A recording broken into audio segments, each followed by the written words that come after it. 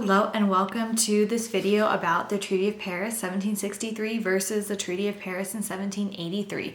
I chose this topic because oftentimes I find students have a really difficult time differentiating between the two. In the scope of history, they're relatively in the same time period.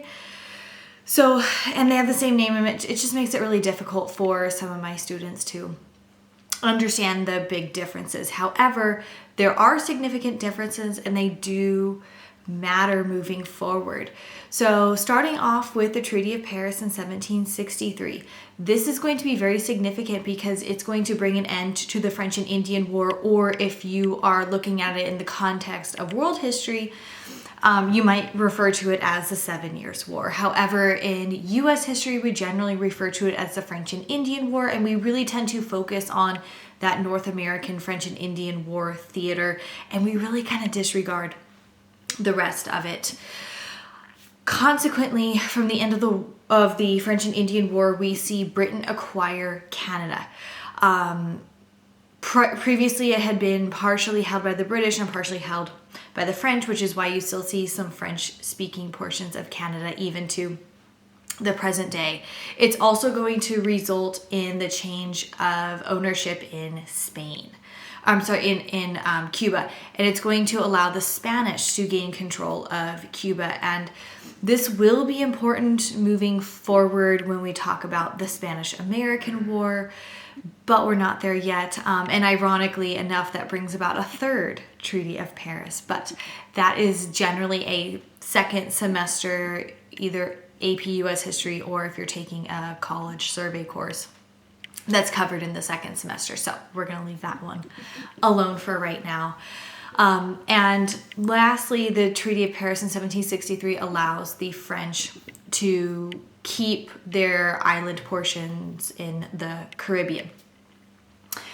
Some of the other non-land impacts would also include the origin of the Proclamation Line of 1763. This was a line that was pretty much drawn at the Appalachian Mountains that's going to tell the settlers on behalf of the British, okay, do not move west of that mountain range, because if you do, it's dangerous. There could be Native Americans out there. We are essentially not going to continue to fund British troops because in 1763, we were still a colony. We were not an independent nation yet, so we were predominantly funded by the British Empire. And the British Empire was tired of funding troops and protection for these colonists that continued to move west, continuously had encounters with these Native Americans, ultimately oftentimes resulting in violence, and really one of the reasons that we were in the French and Indian War to begin with. So anyway, they were not going to continue to fund the British Redcoats to stay here in North America and protect these colonists that continuously wanted to move west. Another consequence of this, and this will be more of a factor when you get into the American Revolution, but it does allow for not just the taxation of the colonies in order to pay for the war and pay for this defense, but it also allows for British troops to keep a standing presence or a standing army in the colonies. And if you look at the historical impact of English law, one of the things that English law discusses is that there shall be no standing armies in a time of peace. And at this point, a lot of the colonists still believed themselves to be Englishmen and English subjects. And they take great issue with that because that is a direct violation of English law. Yet the expectation on them as colonists is that they allow this to happen. So when you get into the American Revolution, that will probably be one of the things that's discussed, or should at least be discussed, when you talk about some of the reasons for the American Revolution, among many, many of them. All right, shifting gears, 1783. So it's only a 20-year difference, and in the time period of history, that's really nothing. So 1783 is going to be the end of the American Revolution, and it results in yet another Treaty of Paris. This one is going to formally recognize the United States as an independent nation. So up until this point, we were still considered to be colonies. But post 1783, we are now officially known as the United States of America. It's also going to establish what the border for this newly founded United States of America is going to be. And it's going to dictate that the western border of the United States is going to be at the Mississippi River for now. And the southern border will go all the way down to Florida.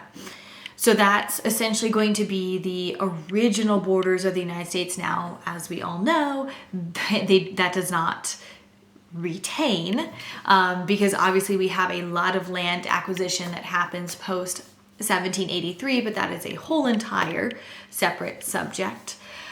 It also is going to allow for the British to collect their debts. There were a lot of individuals, businesses, things like that, that were still in debt to the British Empire from both fighting during the American Revolution. We did have a lot of loyalists in certain parts of the United States, and some of the debts even range from prior to the American Revolution. So it's going to allow them to continue to have a presence in the colonies solely for debt collection. It's also going to recommend the return of loyalist property, recommendation, not a mandate. And lastly, it's going to require the British troops had to vacate the colonies.